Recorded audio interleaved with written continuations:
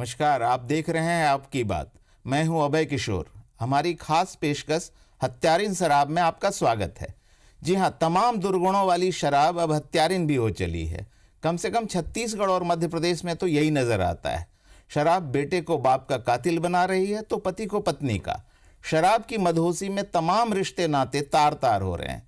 क्या हमारा सिस्टम इसके लिए जिम्मेदार है या शराब ने हमारे सामाजिक और पारिवारिक ढांचे को चरमरा कर रख दिया है? आज की इस खास पेशकश में हम इन्हीं सवालों के जवाब तलाशने की कोशिश करेंगे।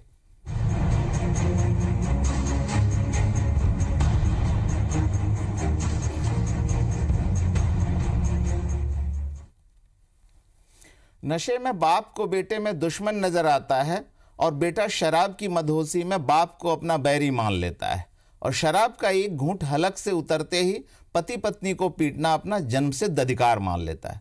आखिर ये शराब है क्या चीज? छत्तीसगढ़ और मध्य प्रदेश में क्राइम के आंकड़े चीख चीख कर कह रहे हैं कि अब शराब इन दोनों राज्यों में सबसे बड़ी हत्यारिन हो चली है।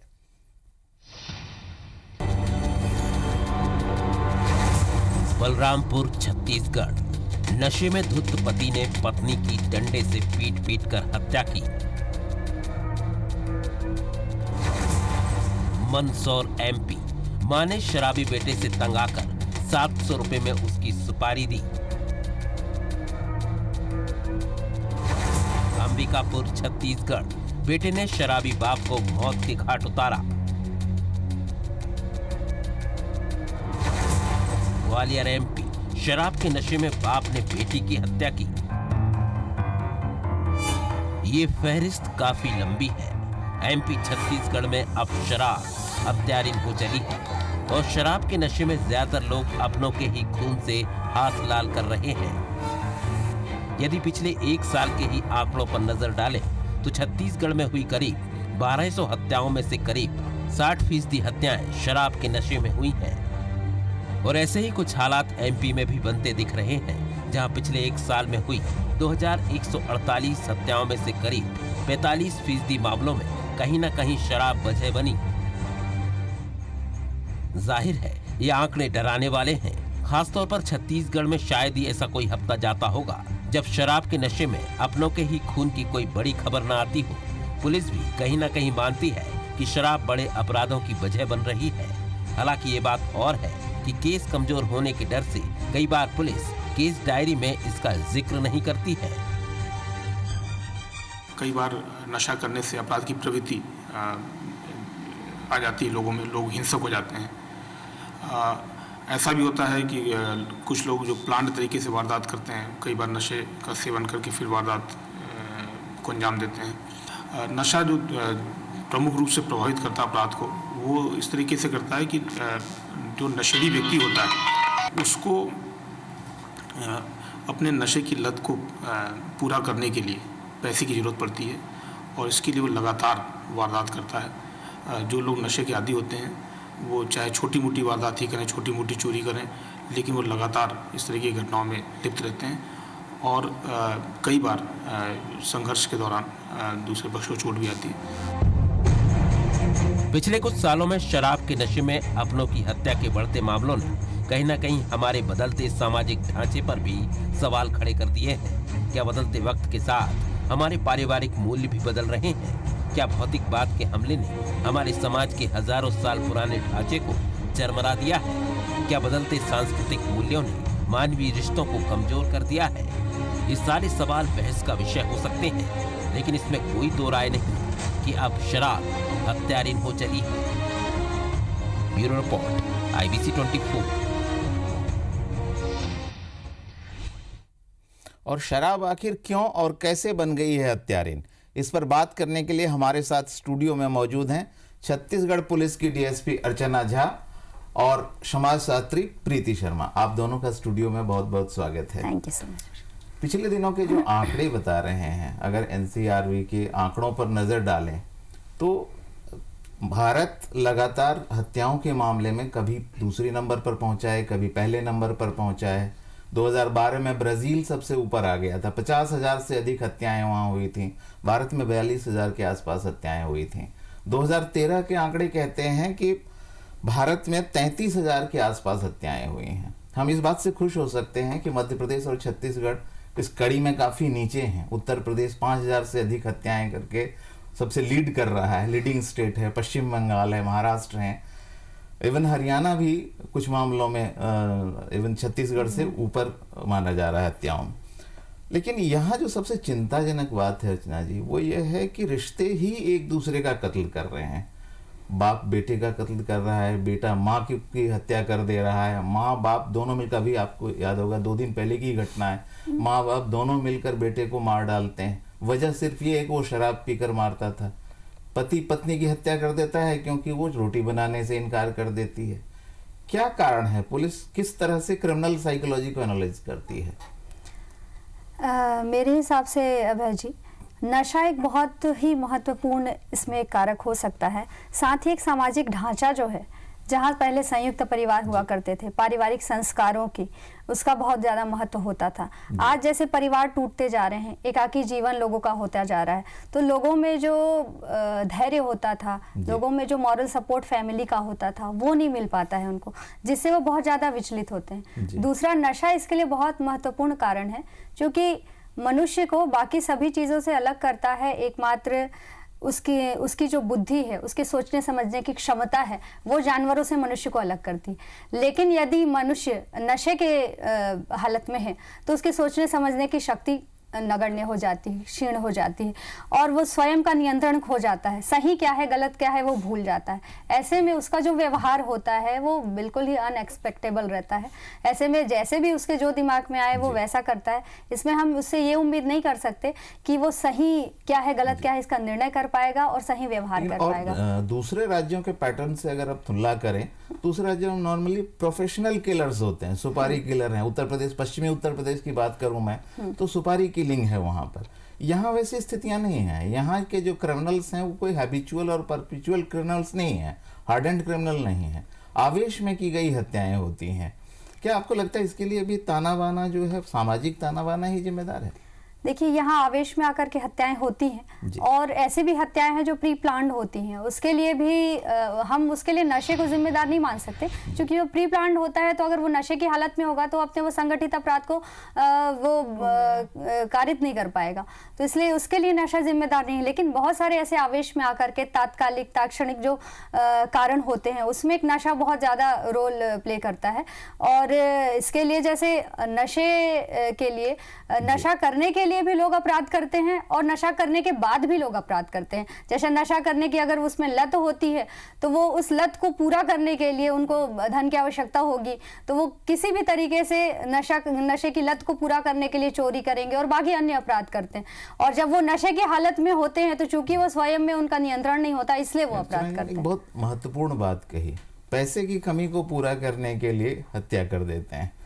ये ऐसे मामले आए हैं जब बेटे ने माँ से पैसे मांगे शराब के लिए, माँ ने नहीं दी, हत्या कर दी। कहीं ऐसा भी हुआ है कि पति ने पत्नी को सिर्फ इसलिए मार डाला कि वो उसके लिए शराब के साथ कुछ खाने पीने के लिए नहीं ला पा रहा। किस परिवेश में आपको लगता है, क्या समाज का ताना बाना वाकई इतना विचलित हो गया? क्या जॉइंट फैमिलीज या उस तरह के जो संस्कार थे हमारे, उनके टूटने की वजह से ये रिश्तों की मर्यादा टूट रही है? ये तो बात निश्चित है कि हमारे समाज में जो संयुक्त परिवार व्यवस्था थी वो चरमरा गई, और एक तरीके से जो सामाजिक नियंत्रण की स्थिति एक परिवार के अंदर होती थी वो चरमरा सी गई है, कमज़ोर हो गई है। लेकिन केवल संयुक्त परिवार व्यवस्था के टूटना ही एकमात्र उसका कारण हम नहीं कह सकते। सामाजिक ढांचे में बहुत सारे बदलाव हुए, सामाजिक परिवर्तन, एकाएक परिवर्तन भी इस बात के लिए जिम्मेदार है। और मैं ये बात कहना चाहूँगी कि वर्तमान समय में मद्यपान करना या शराबखोरी एक फैशन के रूप में आ गई है, फैशन के रूप में प्रचलित है। और हम देख रहे हैं कि आज स्कूल का बच्चा स्कूल में 9-10 स्टैंडर्ड में आते आते कुछ नशों की ओर बढ़ने लगता है, नशे की ओर बढ़ने लगता है, और धीरे धीरे ये उसकी हैबिट में आने लगता है।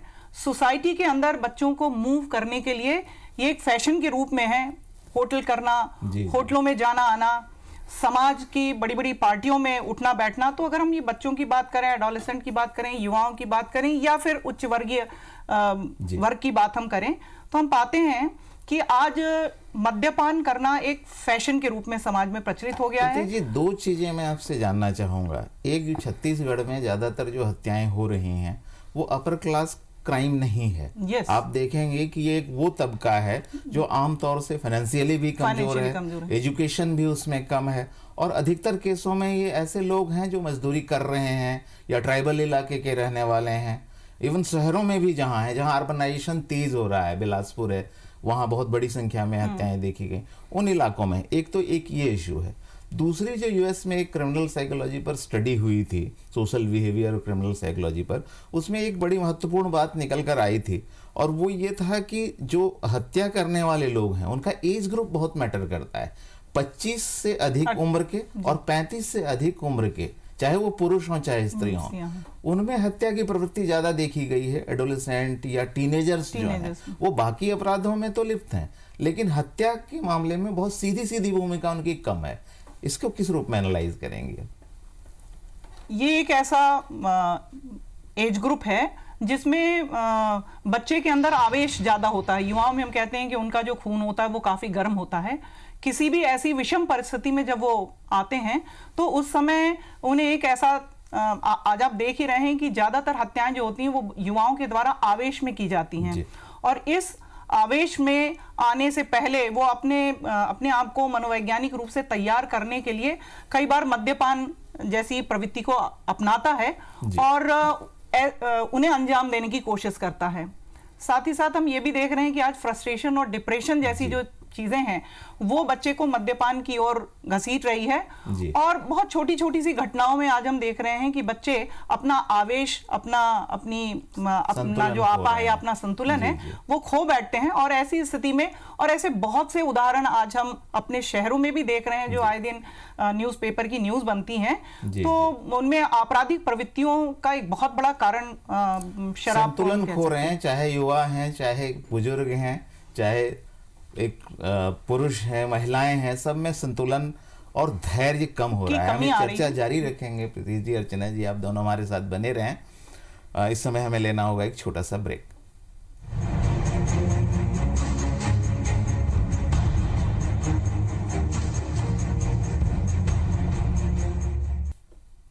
ब्रेक के पहले चर्चा कर रहे थे हम हत्यारिन शराब की। छत्तीसगढ़ में तो यह समस्या गंभीर है ही, मध्य प्रदेश में भी ये समस्या कम नहीं है।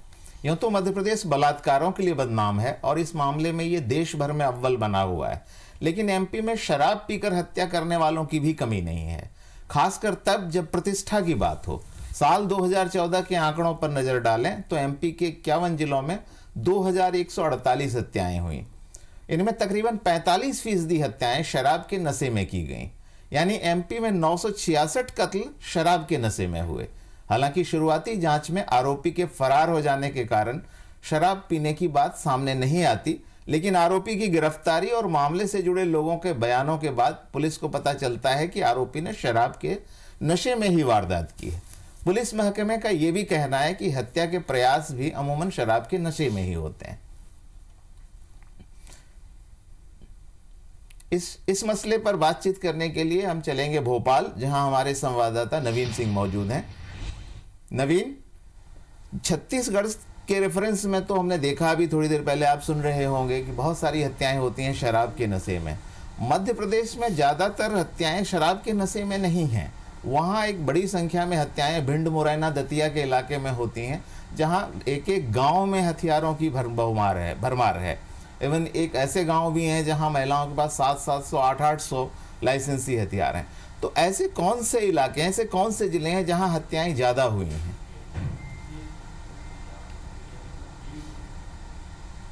देखिए भाई जी, बिल्कुल मध्य प्रदेश में जबलपुर और झाबुआ, डिंडोरी, बालाघाट, इन इलाकों की अगर बात करें या भोपाल आसपास के इलाकों की अगर बात करें तो ये वो जगह हैं जहाँ पे शराब के नशे में हत्या की वारदात को अंजाम दिया गया है। और सबसे चौंकाने वाली बात तो ये है कि यहाँ पे ज़्यादातर जो हत्या हुई है वो प्रतिष्ठा की जो लड़ाई बनी है उसकी वजह से हुई हैं।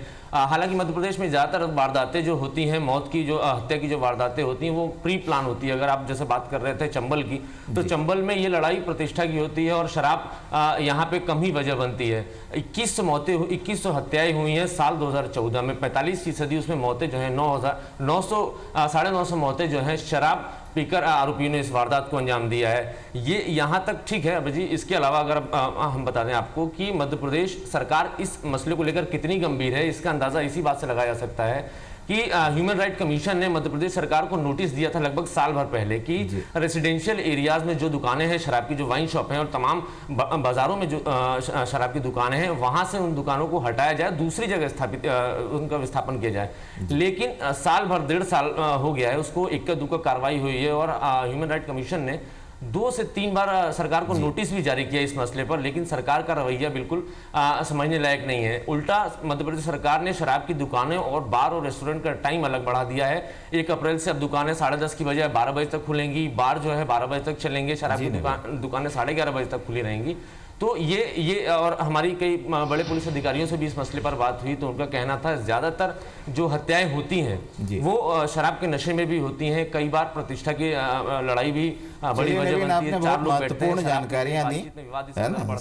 इस जानकारी के लिए आपका बहुत बहुत धन्यवाद। हम स्टूडियो में हमारे साथ दोनों मेहमान मौजूद हैं, इनसे चर्चा जारी रखते हैं। अर्चना जी, लंबे समय से आप देख रहे हैं यहाँ की साइकोलॉजी, यहाँ की जो क्रिमिनल्स हैं उनके बिहेवियर को, क्या आपको लगता है हत्याएं बढ़ी हैं? देखिए, हत्याएं तो निश्चित तौर पे थोड़ी बढ़ी हैं, लेकिन इसके कारण अलग अलग हुए हैं। पहले हत्याएं होती थी तो उसका कुछ मोटिव होता था, कुछ उद्देश्य होता था, हत्या करना उसका मोटिव होता था। लेकिन अभी जो हत्याएं हो रही है उसका ट्रेंड ऐसा हो रहा है कि लोग हत्या करना उनका मोटिव नहीं है। लड़ाई झगड़ा हुआ लेकिन उसको मारपीट हुई, उस बीच में उसने कुछ ऐसे हथियार का या जो हाथ में आया उसका प्रयोग किया जिससे उस व्यक्ति की मृत्यु हो गई, या हत्या का प्रयास, उसमें नॉर्मल मारपीट की चीजों में हत्या का प्रयास। मोटिव की बात की, आप इंटरप्ट करना चाहता हूँ। पुलिस के ऊपर भी ये आरोप है कि आमतौर पर वो हत्याएं जो है अगर शराब के नशे में हुई हैं तो उसको मेंशन नहीं करती। उसे लगता है कि डिफेंस लॉयर को एक बहाना मिल जाएगा ये कहने का कि इसके पीछे कोई मोटिव नहीं था, इंटेंशन नहीं था। आपको लगता है ऐसा है? नहीं, ऐसी बात नहीं है, क्योंकि जनरली ये हत्या बहुत गंभीर अपराध है, सबसे ज़्यादा गंभीर हम इसको rare of the rarest cases में लेते हैं। तो ऐसी परिस्थिति में चूंकि हत्यारा जो होता है वो तुरंत नहीं मिलता, जो भी अपराधी है वो बाद में मिलता है। तो जब बाद में मिलता है तो उसका जब MLC हम करवाते हैं तो उसमें उसके नशे में होने की पुष्टि हमारे पास ऑन रिकॉर्ड कुछ नहीं रहती। तो जब हम उसकी पुष्टि एविडेंस के रूप में नहीं कर पाते इसलिए उसको मेंशन नहीं करते। अगर तात्कालिक रूप से कोई मिलता है, अगर उसके MLC रिपोर्ट में ये आता है तो हम जरूर उसको मेंशन करते हैं। प्रीति जी, बहुत सारे त्योहार हैं यहाँ पे जिनमें कि शराब छक के पी जाती है, मेहमानों को भी पिलाई जाती है। ये स्थिति दरअसल कमोबेश सारे ट्राइबल इलाकों में है। मैं झारखंड की चर्चा करना चाहूँगा, वहाँ मैं ट्राइबल इलाके में बहुत लंबे समय तक रहा हूँ।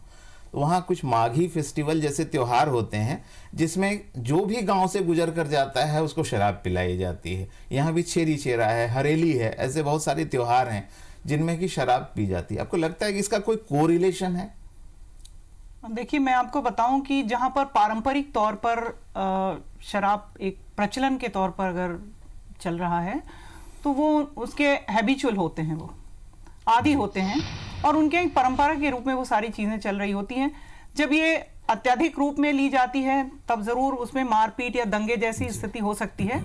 मैं नहीं मानती कि उसमें हत्याओं की संख्या ज्यादा होती होगी, क्योंकि हत्याएं जिस तरीके से बढ़ी हैं वो मेरा मानना है कि शहरी इलाकों में इस तरीके की हत्याओं की संख्या बढ़ रही है। क्योंकि जैसा मैंने पहले भी आपको बताया कि फैशन के बतौर अब आज का युवा जो है इसे लेने लगा है। सहनशीलता लगातार कम हो रही है, चाहे वो शहरीकरण का दबाव हो, रोजगार का प्रेशर हो या और किस्म के तनाव है, परफॉर्म करने का तनाव है। तो शहरों के आसपास ये जो ट्रेंड बढ़ रहा है आप उससे किस रूप में देखेंगे? उसे जोड़कर देखेंगी या अधिक अचीव करने की जो आदमी में प्रवृत्ति बढ़ रही है उस रूप में देखेंगी? इसके बहुत सारे कारण हो सकते हैं। एक तो हम कह सकते हैं आर्थिक मंदी, बेरोजगारी, तनाव, और यूं भी हम कह सकते हैं कि आज इन सारी चीज़ों की वजह से जो फ्रस्ट्रेशन बच्चों में दिखाई दे रहा है, आवेश भी उसी कारण से धीरे धीरे बच्चों में बढ़ता जा रहा है। और मैं भौतिकवादी संस्कृति की ओर बढ़ने की चर्चा की। अभी 2 दिन पहले की एक घटना है, एक स्कूल के 4 बच्चे शराब के नशे में थे और उन्होंने इतनी शराब पी ली थी कि उसमें एक तो क्रिटिकल कंडीशन में पहुंच गया था। तो ये तनाव है स्कूल का प्रेशर है, परफॉर्म करने का प्रेशर है, क्या है? कई बार तनाव की स्थिति उस कारण से भी हो सकती है, परिवार का तनाव हो सकता है। एक तरफ तो आज हम देख रहे हैं कि बच्चों में माता पिता ने अचीव करने के लिए इतना दबाव बनाने लगे हैं कि उसकी वजह से बच्चा जब उस चीज को अचीव नहीं कर पाता तो कई बार तनावग्रस्त हो जाता है। और निश्चित सी बात है कि जो आपने बहुत अच्छी बात कही, अचीव करने का तनाव जो है, प्रेशर पेरेंट्स की तरफ से बहुत ज्यादा है। अर्चना जी, पिछले कुछ समय में ये ट्रेंड मैंने देखा है छत्तीसगढ़ में कि जो हत्याएं अलग अलग जिलों में होती थी, अलग अलग इलाकों में होती थी, अब वो एक इंडस्ट्रियल कॉरिडोर, जो पर्टिकुलरली मैं कहूँ कि हावड़ा मुंबई रूट, अब मुंबई जो ये रास्ता है पूरा रेल लाइन का, उसके आसपास क्राइम बढ़ रहा है। जांजगीर में बढ़ रहा है, बिलासपुर में बढ़ रहा है, दुर्ग भिलाई में बढ़ रहा है। किस रूप में ले रही है? पुलिस के नजरिए से कहें तो आप किस रूप में लेते हैं?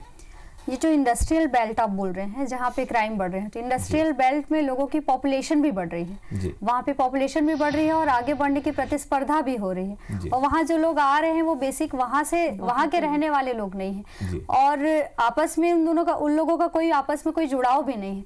इसलिए उन लोगों में प्रतिस्पर्धा और आधुनिकीकरण की जो दौड़ है उसमें लोग शामिल हो जाते हैं और ऐसी घटनाओं को अंजाम देते हैं। चलिए, मैं उम्मीद करूंगा कि पुलिस जो है इस समस्या को साइकोलॉजिकली समझने की कोशिश करेगी, सोशली समझने की कोशिश करेगी।